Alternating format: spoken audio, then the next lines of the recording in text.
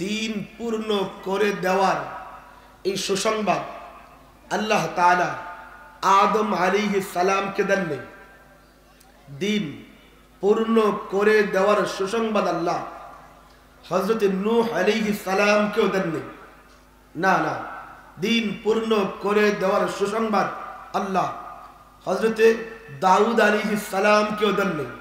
না না, হযরত মূসা, হযরত ঈসা, হযরত আইয়ুব, হযরত জাকারিয়া, হযরত সুলাইমান, হযরত শীশ, হযরত শুআইব, হযরত লূত, হযরত ইউশা বিন নুন, না না, হযরত ইব্রাহিম, হযরত ইসমাঈল, হযরত ইসহাক, হযরত ইয়াকুব, না না, বাবা আদম থেকে ঈসা আলাইহিস সালাম পর্যন্ত 1,23,999 জন কমবেশ নবী তো আল্লাহ পাঠিয়েছেন, রাসূল তো আল্লাহ পাঠিয়েছেন, পয়গম্বর তো আল্লাহ পাঠিয়েছেন, কিন্তু কোন নবীকে আল্লাহ সুসংবাদ দেন নাই যে আমি তোমার মাধ্যমে আমি আল্লাহর দ্বীনকে পূর্ণাঙ্গ করে দিয়েছি।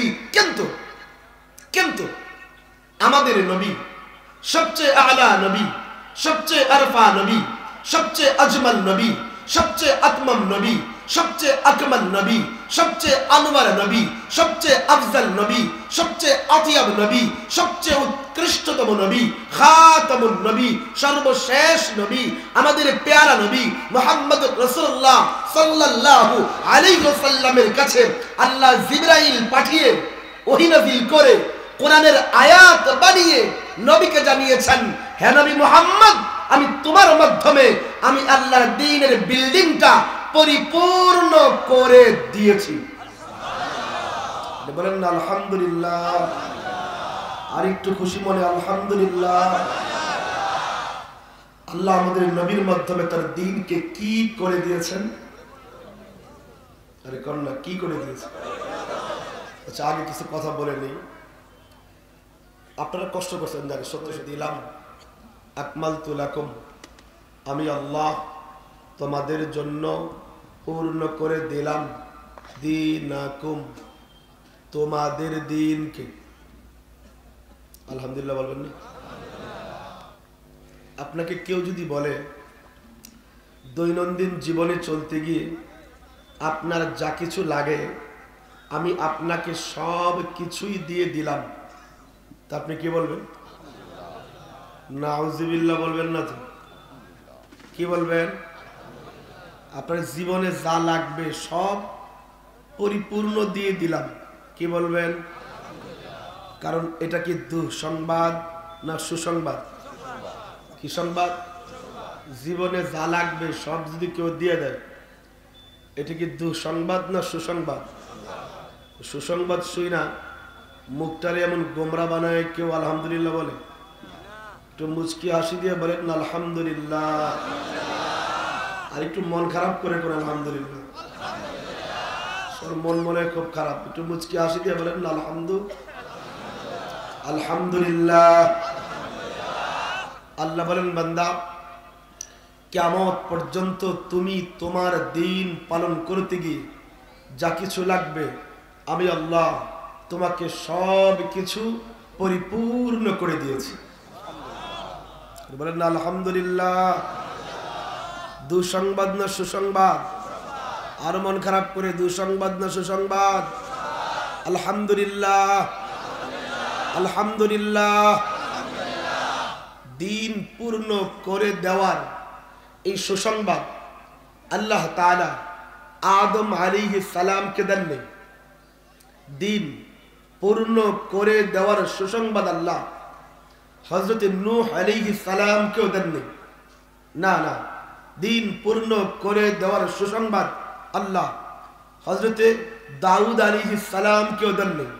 না না, হযরত মূসা, হযরত ঈসা, হযরত আইয়ুব, হযরত জাকারিয়া, হযরত সুলাইমান, হযরত শীশ, হযরত শুআইব, হযরত লূত, হযরত ইউশা বিন নুন, না না, হযরত ইব্রাহিম, হযরত ইসমাঈল, হযরত ইসহাক, হযরত ইয়াকুব, না না, বাবা আদম থেকে ঈসা আলাইহিস সালাম পর্যন্ত 1,23,999 জন কমবেশ নবী তো আল্লাহ পাঠিয়েছেন, রাসূল তো আল্লাহ পাঠিয়েছেন, পয়গম্বর তো আল্লাহ পাঠিয়েছেন, কিন্তু কোন নবীকে আল্লাহ সুসংবাদ দেন নাই যে আমি তোমার মাধ্যমে আমি আল্লাহর দ্বীনকে পূর্ণাঙ্গ করে দিয়েছি।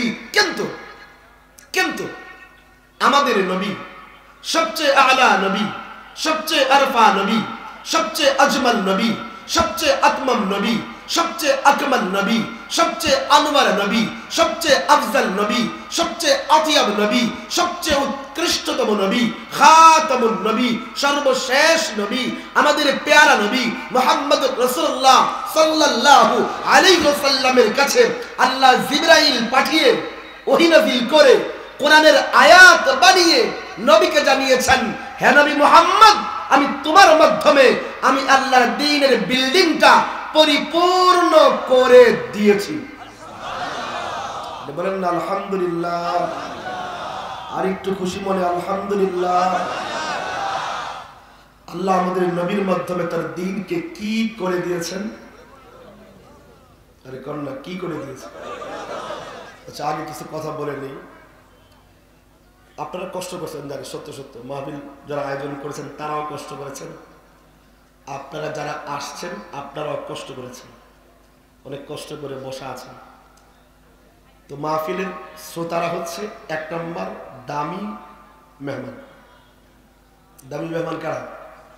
শ্রোতা সবচেয়ে দামি মেহমান, এবং সবচেয়ে ভিআইপি মেহমান হচ্ছে শ্রোতারা। কেন? বক্তারা তো দাওয়াত দিছে, পোস্টারের নাম দিছে, তো বক্তা আসতে বাধ্য, ঠিক না? আপনি কি আসতে বাধ্য ছিলেন? এর মানে বক্তার চেয়ে শ্রোতার ইখলাস বেশি। বক্তার চেয়ে শ্রোতার ইখলাস কি? বক্তার তো দাওয়াত দেওয়া হয়েছে, পোস্টারের নাম আছে, তা আসতেই হবে, ইচ্ছা হোক আর না হোক, কিন্তু আপনি তো নিজের ইচ্ছা এসেছেন। এর মানে মাহফিলের মাঝে শ্রোতা হচ্ছে সবচেয়ে দামি, সবচেয়ে কি, এবং শ্রোতারা হচ্ছে সবচেয়ে ইখলাস মুখলেস মানুষ। তো ইখলাসের সাথে কষ্ট করে আসছেন। আল্লাহ যদি হায়াতে আমাকে জিন্দা রাখে তো 1 ঘন্টা আমি চিল্লাম, আল্লাহ হায়াতে রাখে। তা আমি যদি পুরো 1 ঘন্টা চিল্লাইতে পারি, পুরাই 450 প্রায় 500 কিলোমিটার সফর করে আসি, তো আপনারা এত ইখলাসওয়ালা মানুষ হয়ে কি মাঝে মাঝে একটু হা হুম করতে পারবেন না? বেশি কষ্ট হবে না তো? সত্যি সত্যি পারবেন? আর একটা নিয়ত ঠিক করে নেন, একটা নিয়ত ঠিক করেন, দেখবেন অনেক সওয়াবের অধিকারী হয়ে যাবে। যে আমরা আজকে 1 ঘন্টা দিন শিখবো। কি শিখবো? তো ওয়াজ তো অনেক শুনি, মাহফিলে যাই, আজকে একটু ভিন্ন নিয়ত করেন। আমরা কি শিখবো আজকে? সবাই বলে না, মনে হচ্ছে গুনাহ হবে। আমরা কি শিখবো? আরে নিয়তটা করা শেষ হয়ে গেছে। যে হুজুররা জিজ্ঞেস করে নিন, নিয়ত করলেন দিন শিখবেন, আপনি কি মনে করতেছেন আপনার পায়ের তলায় তিরপল বা খড়কুটা? না না, নবীর জবান বলেছে দিন শিক্ষার্থীর পায়ের তলায় আল্লাহর নূরের ফেরেশতা নূরের পাখা বিছায় দেন। নিয়ত কি পাক্কা হয়েছে? কি শিখবো? আরেকটা হাদিস শুনে, সুনানে দারামি এক রিওয়ায়াত আসছে, সহিহ রিওয়ায়াত, বানুয়াত না। হাদিসে আসছে আল্লাহর নবী বলেন, তাদারুসুল ইলমি সাআতাম মিনাল লাইল খায়রুম মিন ইহয়াইহা। নবীজি বলেন, রাতের বেলা 1 ঘন্টা দ্বীনের চর্চা করা, 1 ঘন্টা মাসআলা মাসাইলের চর্চা করা, সারা রাত সজাগ থেকে ইবাদত করা। যেমন সারা রাত তাহাজ্জুদ পড়লেন, সারা রাত জিকির করলেন, সারা রাত কোরআন তেলাওয়াত করলেন, সারা রাত সজাগ থাইকা যত ইবাদত করবেন, মাত্র 1 ঘন্টা দিন শিখলে আল্লাহ আপনার আমল নামায় এর চেয়েও বেশি সওয়াব লিখে দেবেন। এবার মনে হয় নিয়তটা পাক্কা হয়েছে। কি শিখবো? আরো মন খারাপ করে কি শিখবো? মুচকি এসে বলেন তো কি শিখবো? তাহলে পরীক্ষা করে দেখি আসলে শিখবেন কিনা। তাহলে আমি শুরুতে 2টা শব্দ আগে মুখস্থ করেন। বলেন কামেল। অনেকে এখনো মুখ নাড়ায় না, মনে হচ্ছে গুনাহ হবে। বলেন কামেল। পেছনে বলেন নাই কামেল। আচ্ছা, তো কামেল মানে কি বুঝুন? কামেল মানে হলো পূর্ণাঙ্গ। বলেন কামেল মানে আধা না, কম না, পূর্ণাঙ্গ। এর নাম কামেল। এর নাম কি? আমরা বলি না উনি পীরে কামেল, মানে আধা পীর না পুরা পীর। তো কামেল, কামেল মানে পূর্ণাঙ্গ। কামেল মানে সবাই কয় না কামেল মানে। এবারে 2 নম্বর শব্দ বলেন নাকিস। দাঁত নড়ে গেছে নাকি? 2-1টা আরবি শব্দ মুখস্থ করে দাঁত নড়ে। 4-5 বছরের বাচ্চা রাস্তায় একটু ধাক্কা লাগলে কয় এক্সকিউজ মি, এটা বলে খুব সহজ শব্দ না? আরে বলে কি বলে তো ওইটা তো খুব শিখে পারেন। আর ইয়েস নো ভেরি গুড তখন বাংলা, ঠিক না? তো ইংরেজি শব্দ যদি আমরা ফাটিং ফুটিং মুখস্থ করতে পারি, তো যেই ভাষাটা আল্লাহর ভাষা, যেই ভাষা নবীর ভাষা, যেই ভাষা জান্নাতের ভাষা, 2-1টা শব্দ মুখস্থ করলে রাগ করবেন না তো? তো বলেন তো নাকিস। নাকিস, তো নাকিস মানে হলো অপূর্ণাঙ্গ। নাকিস মানে যেটা পুরা হয় না, আধা, কম আছে। এবার পরীক্ষা দিন, পরীক্ষা দিয়ে পাস করা লাগবে। O2 পাস করা যাবে, ঠিক আছে? তো দেখি কতটুকু পাস করেন।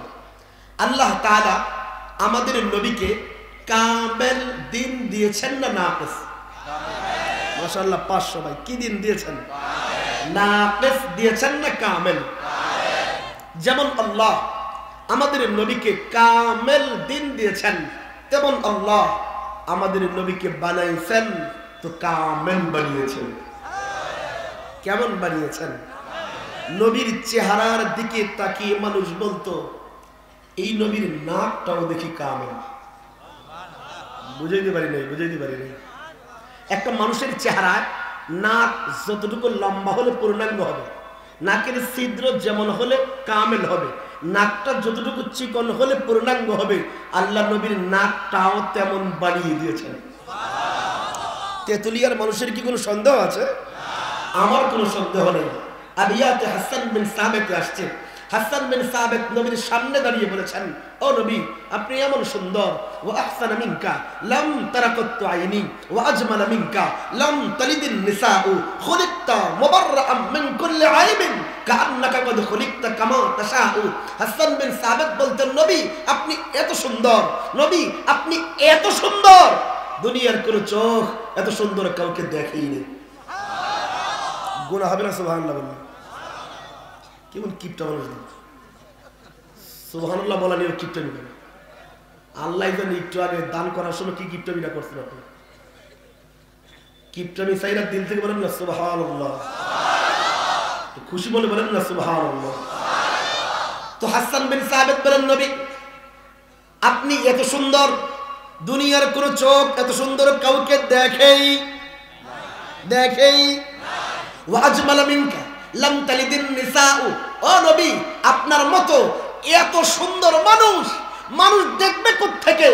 কারণ কোন মা এত সুন্দর সন্তান তো জন্মই দেয়নি। এত সুন্দর সন্তান জন্মই, আম্মার পেট থেকে এমন কোন সন্তান তো জন্মই হয় নাই, মানুষ দেখবে কোত্থেকে? খুলিকতা মুবাররাআম মিন কুল্লি আইবিন, নবী আল্লাহ আপনাকে বানাতে গিয়ে আপনার মাঝে সামান্য পরিমাণ কোন ত্রুটিও রাখেননি। কোন ত্রুটি রাখেন? এর মানে নবীর নাকটাও, সবক কিন্তু আমি মুখস্থ করে ছাড়ব, নাকটাও সন্দেহ আছে? সন্দেহ আছে? এই জন্যই আম্মাজান আয়েশা থেকে আসছে। আম্মাজান আয়েশা বলতেন, শরহুল সুরকানি মাওয়াহিবুল লাদুনিয়ার শরহ, নবীর সিরাতের কিতাবে নবী আম্মাজান আয়েশার রিওয়ায়াত আছে। আম্মাজান আয়েশা বলতেন, লাওয়াহি যুলাইখা, লাওয়াহি যুলাইখা লাউ রাআইনা জাবিনাহু লা আসারনা বিল কতইল কুলুবি আলাল ইয়াদি। আম্মাজান আয়েশা বলতেন, আরে মিশরের বোকা মহিলারা, এরা নাকি ইউসুফ আলাইহিস সালামের চেহারার সৌন্দর্য দেখা, ইউসুফ আলাইহিস সালামের চেহারার সৌন্দর্য দেখা এরা আপেল কাটতে গিয়ে আঙুল কাটছে। এরা যদি আমার নবীর চেহারার সৌন্দর্য দেখতো না, তাহলে কাটতে কাটতে নিজের কলিজা কাইটা ফেলাইতো। এর মানে নবীর নাকটাও, আরো ধীরে আরো ধীরে, নবীর নাকটাও, আমার নবীর চোখটাও, কোনো সন্দেহ আছে? এর মানে আমাদের আকীদা, আমাদের বিশ্বাস, কারণ নবীর নাক তো কামেল, নবীর চোখ তো কামেল, নবীর ব্রু তো কামেল, নবীর হাত তো কামেল, নবীর পা তো কামেল, নবীর পুরা শরীরটাই, নবীর পুরা শরীরটাই। হ্যাঁ হ্যাঁ, আমরা তো এই আকীদাও রাখি। নবীর নামাজ বিশ্বাস হলে বলেন নবীর নামাজ সন্দেহ আছে নাকি? নবীর রোজা, নবীর বেতের,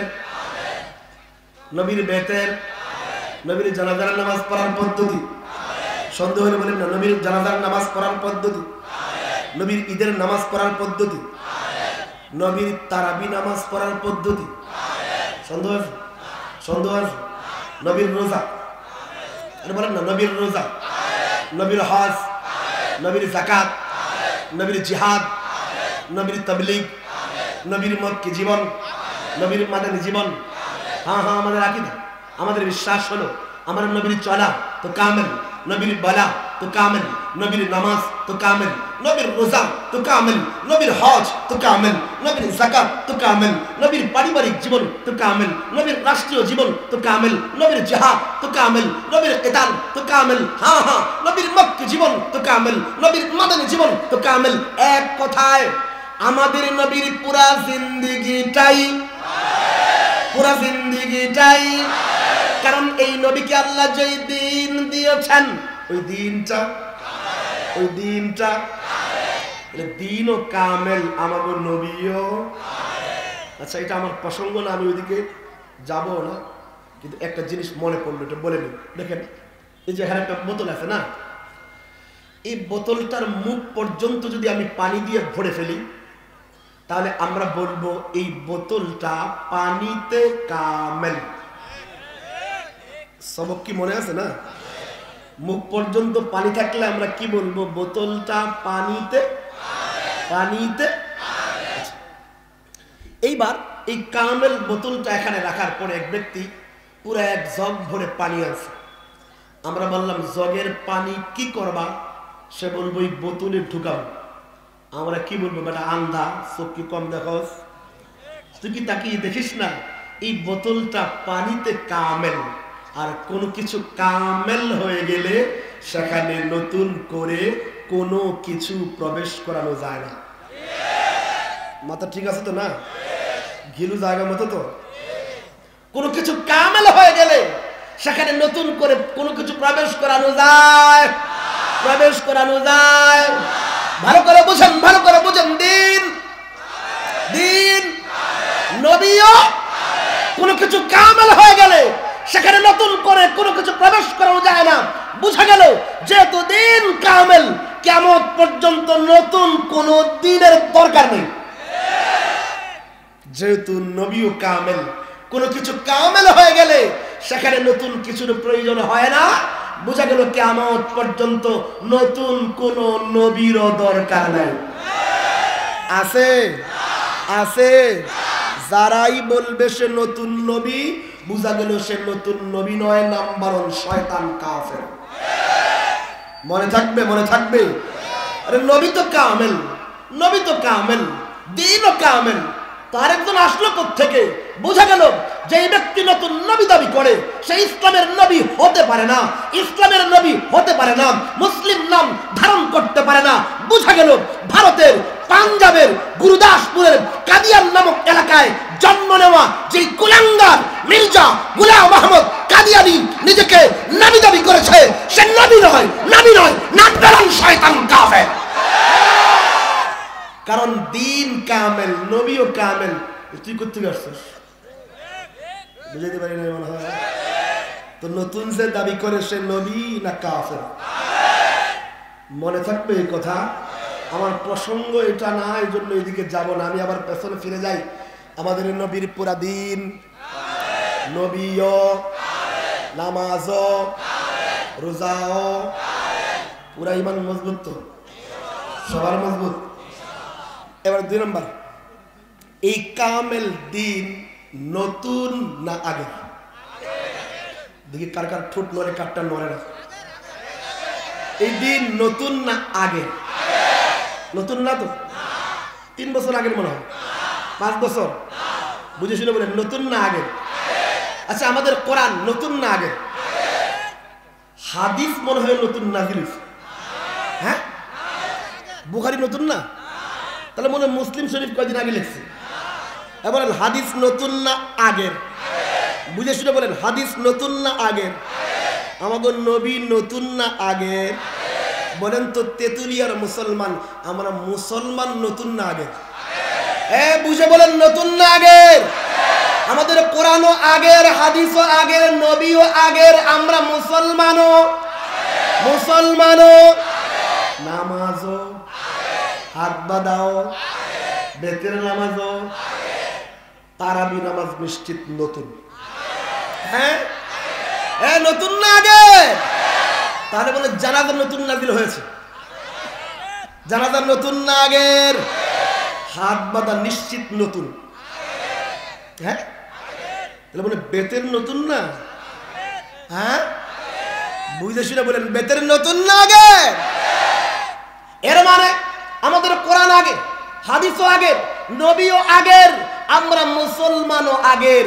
আমরা সেই আগের কোরআনের, আগের হাদিসের, আগের নবীর উম্মতি হয়ে আগের নামাজ পড়ি। নতুন নতুন নতুন। আমরা নতুন না আগে? নামাজও, বেতেরও, জানাজাও, ঈদের নামাজও, তারাবি নামাজও নতুন। কিন্তু আমাদের দেশে কিছু নতুন নতুন নামাজের আবির্ভাব হয়েছে, ঠিক না? যারা বলতে চায় কোরআন আগের ঠিক আছে, হাদিসও আগের ঠিক আছে, কিন্তু আগে আমাদের বাপ দাদা 14 গোষ্ঠী যে স্টাইলে নামাজ পড়ছে এটা আর এখন চলবে না। এরকম লোক মনে হয় নাই?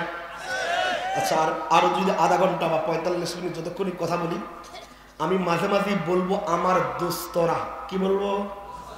আমার দুশ্মন বলবো না। এরা কি? আমি যখন বলবো আমার দোস্তরা, তো আপনারা বুঝবেন কাদেরকে বোঝাচ্ছি। আমারই ইস্তেলাহি পারিভাষিক শব্দের তরজমা আগে শিখায়নি।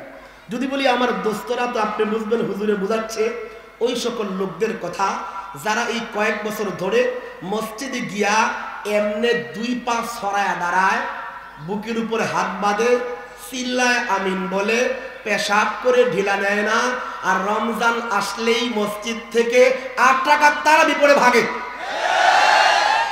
দোস্ত বললে চিনবেন তো? সবাই চিনবেন না? তো আমাদের এই দোস্তরা কয়েক বছর ধরে নতুন স্টাইল ধরছে। কয়েক দিন আগের ঠিক আছে, কিন্তু নামাজ আগেরটা চলতো না। নাই নাই নাই নাই মনে হয়। আরে আছে কি নাই? এই শুরুতে কয়েকটা কথা বলে নিয়ে পরে সামনে শুরু করতেছে। দেখেন, যারা এই নতুন স্টাইলে নামাজ পড়ে আমাদের কোনো সমস্যা নাই, কারণ হচ্ছে এই দেশের অধিকাংশ মানুষ তো নামাজই পড়ে না। নামাজি যদি সত্য কথা আপনি সত্য সুমারি করা হয় নামাজিদের, তাহলে মুসলমানদের 95% মানুষই ঠিক মতো 5 ওয়াক্ত নামাজ পড়ে। 5 ওয়াক্ত মানুষ নামাজ পড়ে। এর মাঝখানে কিছু নতুন স্টাইলের নামাজি বেরিয়েছে। এরা বুকের উপর হাত বাঁধে। আমরা বলি তুই বুকের উপরে কেন, তুই চান্দির উপরে বাঁধ, আমাদের কোনো সমস্যা নেই। আমার কথা আগে পুরো বুঝে নেন, কোনো সমস্যা। এই লোকটা 4 রাকাত বিশিষ্ট নামাজে, যেমন এশার নামাজ পড়লাম, এরকম 4 রাকাত বিশিষ্ট নামাজে 10 বার এমন এমন করে। কয়বার? আমরা বলি 10 বার কেন, তুই 32 বার কর, আমাকে কোনো সমস্যা। কত মানুষ তো নামাজই পড়ে না। তুমি যে মসজিদে আসছো, আল্লাহর সামনেই তো দাঁড়াইছো, তা আমাদের কোনো সমস্যা। আমি কি বুঝাইতে পারতেছি? আমার কথা পুরা বুঝেন, পুরা বুঝেন। আমাদের অধিকাংশ মানুষ যেখানে নামাজই পড়ে না, কিছু লোক আসে মসজিদে আইসা, তো সারাদিনের 17 রাকাত ফরজ নামাজের মধ্যে এরা 6 রাকাতে সিলায় সিলায় আমিন বলে। কয় রাকাতে? মাগরিবের 2 রাকাত, এশারের 2 রাকাত, আর ফজরের 2 রাকাত, বাকি 11 রাকাতে চুপ করে থাকে। আমরা বলি 6 রাকাত কেন, তুমি পুরো 17 রাকাতে সিল্লায় আমিন কও, আমাকে কোনো সমস্যা আছে? সমস্যা? এদেশের অধিকাংশ মানুষ নামাজই পড়ে না, তুমি তো তাও আল্লাহর ঘর চিনছো, ঠিক না? ঠিক না?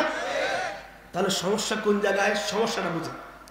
আমাদের এই দোস্তরা মসজিদে ঢুকে আমিন জোরেও কয়, পাশের জন্য একটা গুতা দিয়া কয়, বেটা তোর নামাজ হয় না। এইটা হচ্ছে সমস্যা। আমি মনে হয় সমস্যা বুঝাইতে পারি নাই। চায়ের স্টলে চা খাবে আর বলবে কি নামাজ পড়ো, বাপ দাদা 14 পুরুষের কারুরটা হয় নাই, সব জাল জয়। সব কি? জাল যঈফ শব্দ বলতো জাল যঈফ সব নাকি জাল আর যঈফ। আমি মনে হয় সমস্যা এখনো বুঝাইতে পারি নাই। কথা কি বুঝতেছেন? নামাজের ভিন্নতা কোনো সমস্যা ছিল? সমস্যা হলো আমাদের মসজিদের একতার কাতারে দাঁড়িয়ে এক মুসল্লি আরেক মুসল্লির বিরুদ্ধে ক্ষিপ্ত করে তোলে, তোমারটা হয় না, তাকে বলে তোমারটা হয় না, ইমামকে বলে ইমাম নিজেরটাই হয় না। এইভাবে নামাজ হয় না বলে বলে আমাদের বাপ দাদা 14 পুরুষকে আদালতের কাঠগড়ায় দাঁড় করাইছে। এই দেশের সব আলেমদেরকে বিচারের কাঠগড়ায় দাঁড় করাইছে যে হুজুর ইমামতি তো করেন, নামাজ তো পড়ান, মাদ্রাসায় তো পড়ান, কিন্তু জিন্দেগিতে আমাদেরকে সহি নামাজটা শেখান নাই, শুধু ভুল নামাজ শিখিয়েছেন। এর মানে সমস্ত আলেমদেরকে অপরাধী বানায়া বিচারের কাঠগড়ায় দাঁড় করাইল। কথা কি বুঝতেছেন? এখন আমরা যদি আত্মপক্ষ সমর্থন কইরা, যেখানে যারা বলতেছে আমার বাপের নামাজও হয় নাই, দাদার নামাজ হয় নাই, আমরা 14 পুরুষের বেতের নামাজ নাকি হয় নাই, এদেশের আলেম ওলামারা নাকি নামাজ শেখায় নাই, এখন আমি তো অপরাধী হইয়া বিচারের কাঠগড়ায় দাঁড়ায়া, এখন যদি আমাদের বাপ দাদা 14 পুরুষের নামাজ কোরআন অনুযায়ী হয়, হাদিস অনুযায়ী হয়, এগুলো যদি আমি কিতাব খুলে খুলে আপনাদের সামনে প্রকাশ করে দেই, এটার নাম কি ফিতনা লাগানো? বুঝতে শুনে বলেন। আমার বাবা যেইভাবে নামাজ পড়তো, দাদা যেইভাবে নামাজ পড়তো, আলেমরা যেই পদ্ধতির নামাজ শিখিয়েছেন সেটা যে হাদিস অনুযায়ী হয়, বিশুদ্ধ হাদিস অনুযায়ী হয়, আলেমরা ধোঁকা দেয় নাই, আলেমরা আপনাদের সাথে প্রতারণা করে নাই, আলেমরা সহি দ্বীন শিখিয়েছে, এটা যদি আমি কিতাব খুলে খুলে আপনাদের সামনে বয়ান করি, এটার নাম কি ঝগড়া লাগানো, ফিতনা লাগানো? আমার কথা কি বুঝতেছেন? বরং ফিতনা কে লাগায়?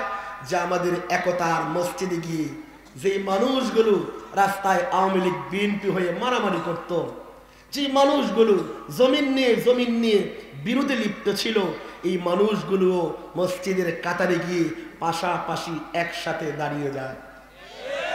ঠিক না ভাই? যদি আমার পাশে আমার জানের দুশ্মনও দাঁড়িয়ে যায়, নামাজের একামত হয়ে গেছে, আমি কাতার ছেড়ে পেছনে যাই না, ওই কেন সব ঝগড়া বাহিরে রাইখা আমি আমার মালিকের ঘরে এসে পাশাপাশি মোহাব্বতের কাতারে দাঁড়িয়ে যাই। এর মানে আমাদের একতা, মোহাব্বত, ভ্রাতৃত্ব বন্ধনের এক অনুপম জায়গা হলো যে আল্লাহর ঘর মসজিদ। যেই সমস্ত ব্যক্তিরা আসে আমার সেই একতার কাতারে বিভক্তি সৃষ্টি করে, টুপিওয়ালায় ঝগড়া লাগিয়েছে, দাড়িওয়ালায় বিভক্তি সৃষ্টি করেছে, এরাই হলো প্রকৃত ফিতনাবাজ। এরা হলো ফিতনাবাজ। যেখানে আমাদের মহব্বত, ভালোবাসা, একতাবদ্ধ হওয়া এখন দরকার, এমন সময় যারা বিভেদের বীজ বপন করে মসজিদে এসে এই সকল মাসআলা নিয়ে ফিতনা সৃষ্টি করে, এরাই হলো প্রকৃত ভণ্ড এবং ফিতনাবাজ। আর আমাদের নিজেদের নামাজ যেটা পড়ে আসতেছি সেই বিষয়ে দলিল পেশ করা, এটার নাম কি ফিতনা? সবাই কয় না এটার নাম ফিতনা? আমি যেটা করি এটা হয় কি হয় না এটা জানার অধিকার আমাদের নাই? এবার মনে হয় বুঝাইতে পারতেছি না? তাহলে আমি সামনে যদি আল্লাহ হায়াতে রাখে, যদি আপনারা থাকেন, থাকবেন তো না? তাহলে আমি এই বিষয়ে আলোচনা করবো, রাগ করবেন না তো? কি শিকারের নিয়তে শুনবেন? সবাই এখন করা ডরাই দিছে। কি শিকারের নিয়তে? তো আমাকে আসার পরে অনেক লম্বা একটা ফিরিস্তি দড়িয়ে দিয়েছে। আমি তো সব বিষয়ে কথা বলতে পারবো না, তবে সিরিয়াল অনুযায়ী শুরু করব, যতটুকু যাওয়া যায়। আপনারা যতক্ষণ থাকেন আর আল্লাহ আমারে যতটুকু ব্যাটারি রাখে আর কি, ব্যাটারি চার্জ শেষ হয়ে গেলে তো কিছু করার থাকবে না। শুরু করতেছি, অনেকগুলো বিষয় আছে, এর মাঝে আমরা প্রথম থেকে শুরু করব। আমরা নিয়ম লঙ্ঘন করব না। যতগুলো মাসআলা নিয়ে আমাদের দোস্তদের সাথে মতভেদ, কি বলছি আমি? দুশ্মন বলছি? আমার দুশ্মন কিন্তু তারা না, আমাদের দুশ্মন হলো কাদিয়ানীরা। আহলে হাদিস বন্ধুরা আমাদের দুশ্মন। যারা মিলাদ কিয়াম করে তারাও আমাদের দুশ্মন। আমাদের দুশ্মন কাদিয়ানী। কারা? কাদিয়ানীদেরকে কাফের ঘোষণার জন্য আহলে হাদিস বলেন, আমাদের মিলাদ কিয়ামপন্থী ভাইয়েরা বলেন আমাদের সবাইকে একজোট হয়ে রাষ্ট্রীয়ভাবে তাদের কাফের ঘোষণার জন্য রাজপথে নেমে আসতে হবে। তো আমি কিন্তু তাদেরকে দুশ্মন বলি না, দুশ্মন বলি না। দেখেন এরা আমার ভাই, অবশ্যই ভাই। তো এমন ভাই বলদা ভাই, কি ভাই? কিছু ভাই থাকে না খুব খাতিরের ভাই, ঠিক আছে, কিন্তু হুদাই গিয়ে আরেকজনকে ঝগড়া লাগা আরেকজনকে নিয়ে এসে ভাই ভাই ঝগড়া লাগায় দেয়। এর মানে ভাই তো ভাই, রক্তেরই ভাই, আপনই ভাই, কিন্তু বলদ কি আহাম্মক ভাই। দরকার ভাই ভাই মিলে থাকবে না, হেতে কাজ্জা লাগায় আবার অপরজনকে নিয়ে আসে ঝগড়া থামানোর জন্য। যে আহাম্মক দুই ভাই ঝগড়া লাইগা প্রতিবেশীর কাছে বিচার দিয়ে আরেকজনকে মোরলকে আনে বিচার করার জন্য, এই ঝগড়া জীবনও থামবে না, এই ঝগড়া জীবনও থামবে। দুই ভাইয়ের ঝগড়া নিজেরা মিটানোর চেষ্টা করেন, নিজের আত্মীয় স্বজনকে দিয়ে মিটানোর চেষ্টা করেন। যখনই আপনি বের হয়ে পাশের মেম্বার চেয়ারম্যান বলেন মোরলের কাছে যাইবেন, এর মানে ঝগড়াটাকে আপনি স্থায়িত্বের সাথে এটাকে বহাল করে দিলেন। তো আমি কিন্তু তাদেরকে আমার দুশ্মন বলি, বুঝে নেবেন, আমি দুশ্মন বলছি।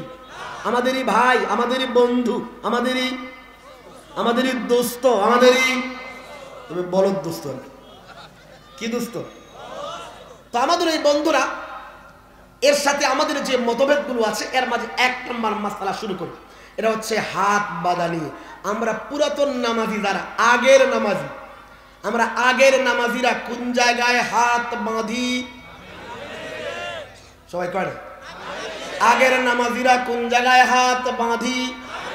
নাভির নিচে। দোস্তরা কোন জায়গায় বাঁধে?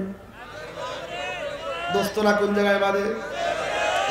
আগে আমাদেরটা পরিষ্কার করি। আমাদের আলেমরা শিখিয়েছেন নামাজের হাত বাঁধা কামেল হতে হলে, কামেল মনে আসেনি?